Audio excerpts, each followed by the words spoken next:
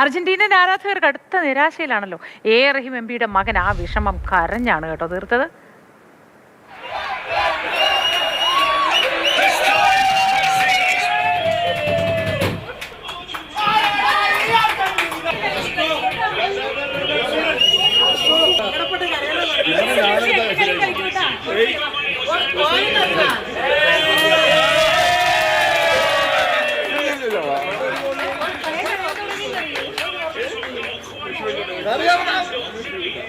അവര് നന്നായി കളിച്ചു, ജയിച്ചു.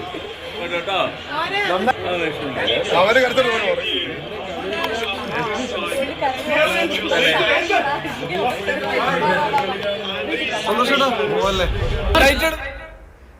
പരാജയത്തിന്റെ സങ്കടം, അതിനെ തുടർന്നുണ്ടായ കണ്ണുനീര്, അച്ചോട ഒടുവിൽ അച്ഛൻ്റെ തോളിലേക്ക് അഭയം പ്രാപിച്ച ആ രംഗമുണ്ടല്ലോ, അതേതായാലും പൊളിച്ചു.